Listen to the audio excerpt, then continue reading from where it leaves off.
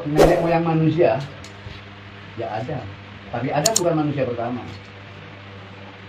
Ini yang seringkali salah pahami oleh orang-orang Islam. Adam bukan manusia pertama.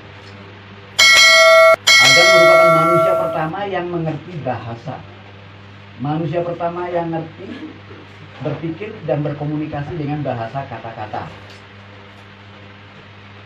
Adam itu adalah Homo sapiens yang sudah mengalami mutasi genetik. Apa yang dengan katakan dari awal sampai belum selesai ini, saya sangat tertarik. Artinya begini, memang semua itu perlu pembuktian. Untuk membuktikan apa yang katakan tadi jati diri. Jati diri itu bagaimana caranya? Yang pertama ya. Yang kedua, bahwasanya di dunia ini kan banyak macam ras, ya toh, banyak macam ras, bangsa, ya, manusia, dan manusia itu juga beda-beda. Ada Cina, ada Belanda, ada Inggris, Amerika, mungkin gitu ya. Tadi saya tertarik dengan adanya satu serial film yang mana bahwasanya pernah yang mengikuti kan gitu ya, sehingga dalam hal ini perjalanan sampai mungkin sampai ke langit 7 ya. Jadi apalagi adanya Nyi Roro Kidul kan gitu ya. Yang menjadi pertanyaan saya, manusia atau bangsa manakah yang pertama kali atau yang tertua di dunia ini? Mungkin itu ya, yang tertua. Makasih ya. Karena itu untuk pelajaran anak-anak kita nantinya. Makasih.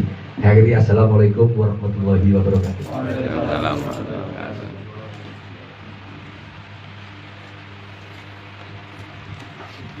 Oke, pertanyaan pertama tadi mengenai jati diri. Bagaimana membuktikan jati diri? Ya harus dirinya sendiri yang bisa membuktikan. Iya. Ya jelas harus mampu melakukan sebuah perjalanan, bukan hanya perjalanan fisik, tapi juga perjalanan mental dan spiritual. Astral. Ya. Di sana kita juga pertama harus mampu mengenal diri kita sendiri. Yang harus kita kenal pertama bagaimana mengenali pikiran kita. Bagaimana kita mampu menjaga jarak dengan pikiran kita. Karena manusia tanpa disadari sudah ada di dalam perangkap pikirannya. Dan manusia semenjak dari bayi itu sudah diperlakukan sebagai pikiran. Diperlakukan sebagai pikiran. Makanya kalau sampai disinggung pikiran sampai marah. Ya? Karena bahkan sampai itu pikiran itu sendiri. Tapi kalau ada orang yang katakannya menjelekkan pikiran Yang malah senang. Terima kasih, kamu telah. Pikiran Yang itu nggak jauh dengan sepeda motor Yang. Ya? Kalau ada orang mengatakan sepeda motormu itu kayaknya rusak gitu. Oh, yang mana yang rusak? Tunjukin dong. Nah, seneng kan? Sehingga dia nggak akan tersesat, tidak akan celaka gara-gara sepeda motor yang rusak. Nah, kalau kita dikatakan pikiranmu salah, marah kita. Karena kita sendiri adalah pikiran itu sendiri. Coba belajar untuk bisa membedakan bahwa aku ini bukan pikiran. Dan pikiran bukan aku. Kita mencoba menjaga jarak. Pikiran itu nggak jauh. Pikiran itu sebetulnya kendaraan kita. Pikiran itu sebetulnya tunggangan kita. Pikiran itu sebetulnya kesaktian kita. Tapi kita yang malah ditunggangi oleh pikiran kita. Bukan kita yang seharusnya menunggangi pikiran kita. Untuk menunggangi pikiran, untuk menjadi penunggang, otomatis kita harus mengenal dengan baik tunggangan kita. Kalau sampai ingin nyetir mobil, otomatis sampai harus kenal baik dengan mobilnya. Dengan segala sifat dan karakternya. Bagaimana cara mengendalikannya. Kemungkinan akan celaka, tapi itu pengalaman tidak apa-apa, gak usah takut. Lama-kelamaan kita akan bisa mengendalikan mobil. Tubuh kita, nafsu kita, pikiran kita itu hanya kendaraan buat kita. Harusnya kita yang mampu mengenalnya dan mengendalikannya. Nah, sejauh mana kita mengenal pikiran kita coba? Dan manusia mungkin gak ada waktu untuk mengenalnya. Tiap hari kita disibuki oleh kesibukan sehari-hari, kebutuhan segera sehari-hari. Waktu kita kan hanya sibuk untuk mengurusi masalah kebutuhan sehari-hari. Ada waktu kita.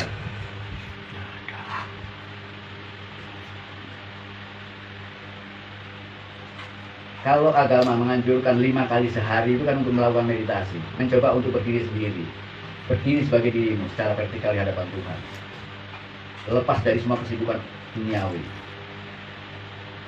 5 kali sehari. Dan di waktu malam kita punya waktu juga.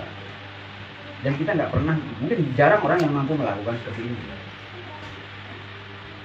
Nah, orang-orang yang masih bersenang-senang dalam hidupnya ini, katakan orang-orang yang masih asik dengan mimpinya.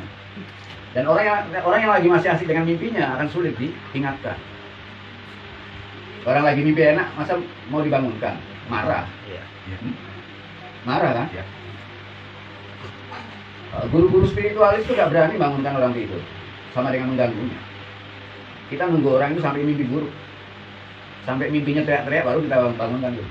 Tidur ya. Nah, itu. Kalau tiap hari mimpi buruk terus, artinya kehidupannya sudah ada di ujung batas yang tidak jelas. Kayak orang sekarat, mati enggak, hidup enggak. Nah, disinilah orang yang semacam ini berarti butuh guru. Tapi kalau belum pasrah, guru tidak akan pernah datang. Orang sekarat itu tandanya belum pasrah. Kalau kehidupannya belum jelas, mati enggak, hidup enggak, ya. Ibarat orang hidup itu udah notok semuanya, udah nggak punya jalan lagi. Harusnya di puncak, ini namanya puncak ya. Di puncak inilah jalan yang bisa dilakukan adalah pasrah. Pasrah adalah merupakan jalan tertinggi. Dan jalan ini sudah lepas dari agama. Tidak lagi terkait dengan agama. Kalau sebelum pasrah, semuanya masih pakai agama. Ketika sampean berdoa, masih pakai agama. Ketika sembahyang, pakai agama. Ketika berdoa, sampean berdoanya kan dengan bahasa agama masing-masing kan? Ketika sembahyang, pakai ritual agamanya masing-masing dan bahasanya masing-masing, ya kan? Tapi ketika pasrah, sampean nggak lagi menggunakan apa-apa. Tapi ketika sampean masih menggunakan apa-apa, berarti belum pasrah. Masih ada yang diandalkan. Jadi kalau itu pasrah ya? Iya, pasrah adalah jalan yang tertinggi. Tapi untuk mencapai pasrah itu nggak gampang. Karena yang disebut pasrah itu setelah gagal berkali-kali. Orang kalau belum pernah gagal berkali-kali, pasrahnya masih pasrah. Apa ya? Masih ngambang ya? Ngambang. Sama dengan maling yang dikejar lari-lari ya. Selama masih ada jalan mungkin dia lari-lari ya. Mungkin sampai ke jalan buntu dia wah udah pasrah. Ketika pasrah dia nyaman malah. Wes patenono aku gak popo. Hah? Iya. Tapi kalau masih ada jalan mungkin lari naik tembok ini. Dan sekalipun dia lari, tapi di sini kan deg-degan itu. Tapi setiap pasrah selesai. Sudah selesai ya. Dan pada saat pasrah, tangan Tuhan baru turun. Ya. Bertolong. Tangan Tuhan baru turun kalau kita pasrah. Kalau belum pasrah, tangan Tuhan tidak akan pernah turun. Kenapa? Kalau kita belum pasrah, tangan Tuhan nggak turun. Karena apa? Nanti begitu kita sukses lagi, kita bilang itu kan hasil keringat saya. Ini hasil keringat saya, hasil ketabahan saya. Wah, hilang pertolongan Tuhan. Hah? Makanya ditunggu pasrahnya, ditunggu sampai babak belur gitu. Ikhlasnya ya. Nah, kepasrahan itu sampai 3 tingkat. Hancur dari kehidupan duniawi, kemudian hancur di kehidupan spiritual. Iya. Kita mungkin banyak mencari guru-guru tapi nggak pernah berhasil. Banyak melakukan tapa berata mungkin banyak gagal. Sampai di sana pun muncul putus asa lagi.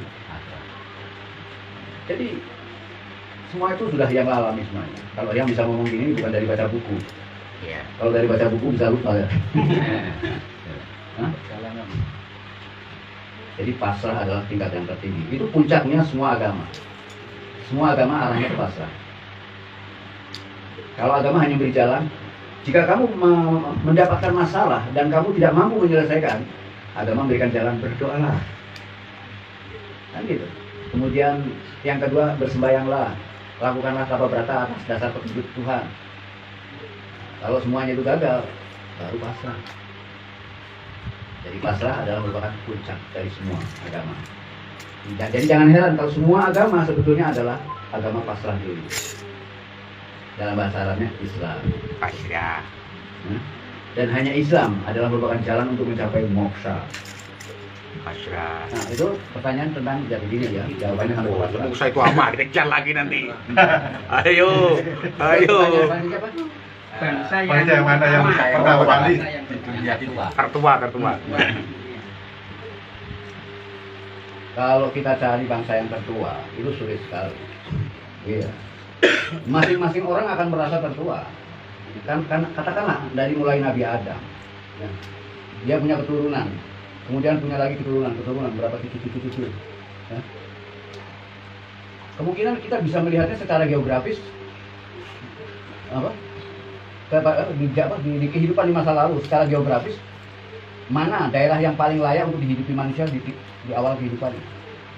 Mungkin secara geografis Nusantara bisa dijadikan tempat yang mungkin layak untuk dihidupi manusia pertama. Seluruh kebutuhan manusia sudah bisa dipenuhi, gitu kan.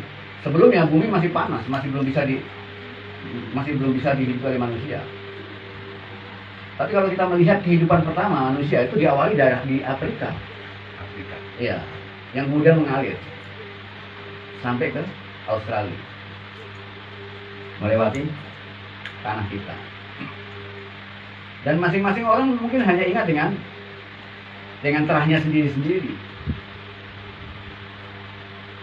Tapi kalau kita ingat pada Jawa ini termasuk luar biasa. Istilah Jawa itu dulu sebetulnya bukan Jawa, dulu itu Jawa. Nggak tahu kok berubah jadi Jawa itu gimana?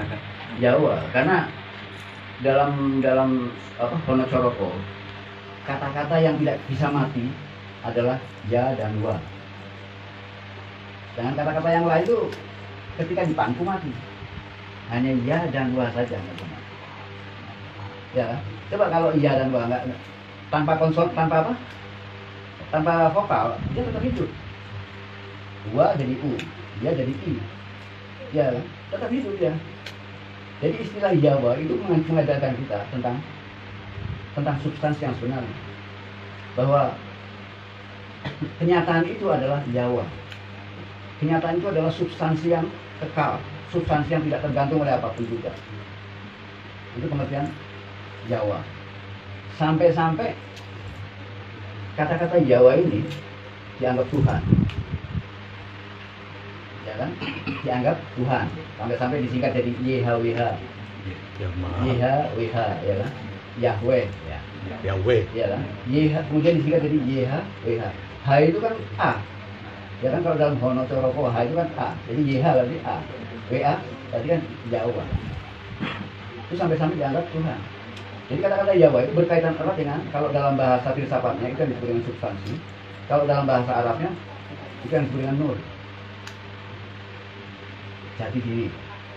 Itu makna daripada Jawa. Jadi Jawa itu berbicara bukan tentang teritorial, bukan tentang bahasa, tapi tentang keaslian, kemurnian. Itu yang kemudian berkembang jadi Jawa.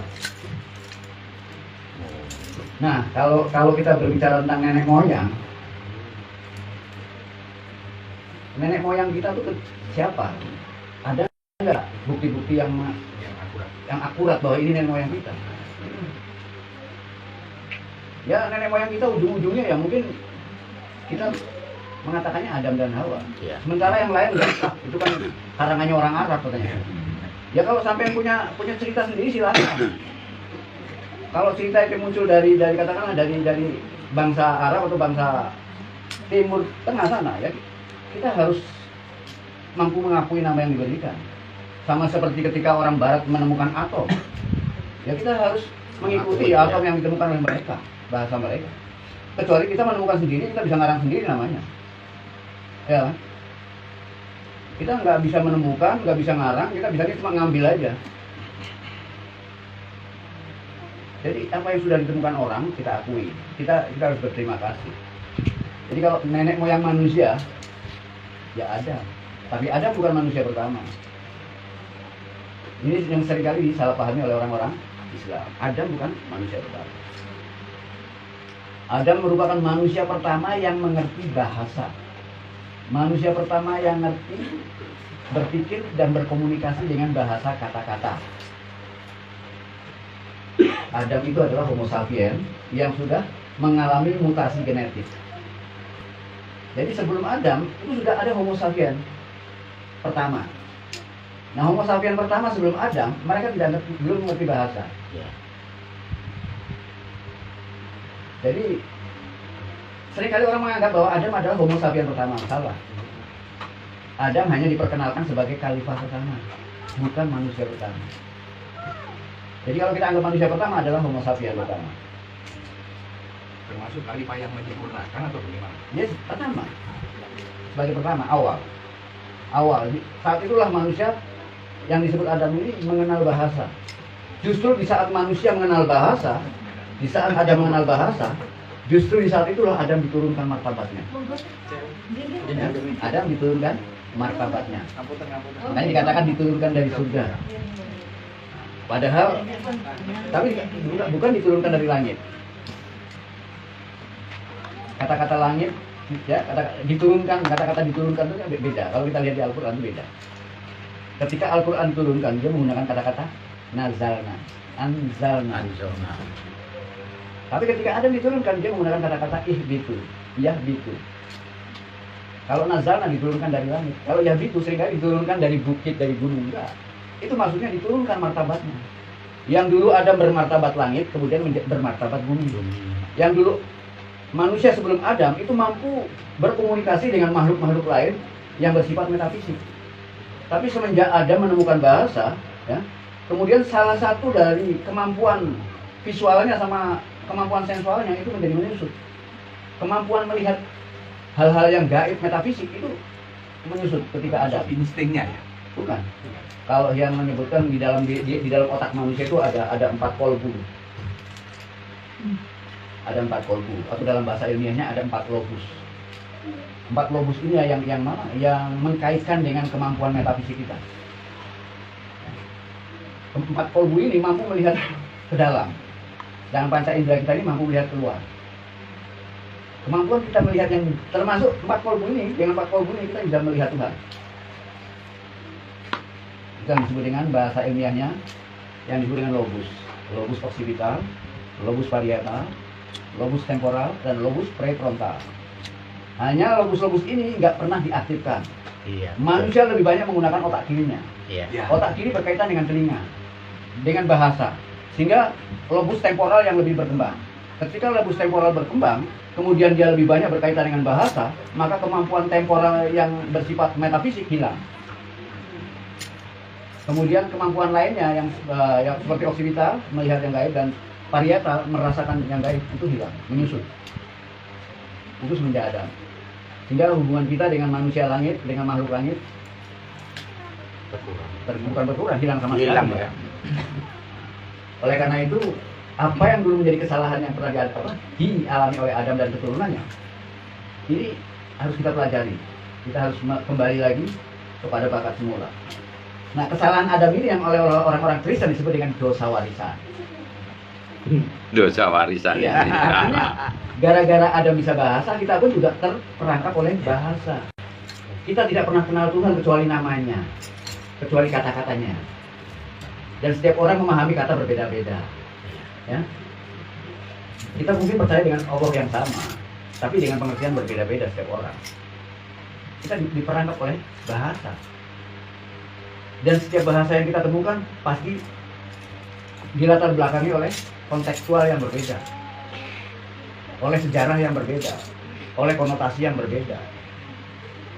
Sehingga kalau kita bicara tentang Tuhan, bisa bertengkar satu sama lain, sekalipun satu agama. Betul. Disandingkan dengan agama lain. Padahal mereka sama-sama nggak tahu. Hah? Ya kan? Iya. Nah, oleh karena itu capailah Tuhan sampai ke tingkat yang paling nyata. Tuhan seringkali menggambarkan dirinya sebagai cahaya di atas cahaya, loh. Tapi Tuhan bukan cahaya, Iya. dia lebih dari cahaya. Cuma menggambarkan. Untuk melihat Tuhan kita nggak butuh cahaya lagi. Begitu terangnya dia. Ya, dia terang. Kalau sampai nggak bisa lihat kan yang salah siapa? Tuhan tidak pernah menghijab dirinya. Iya. Tuhan tidak bersembunyi.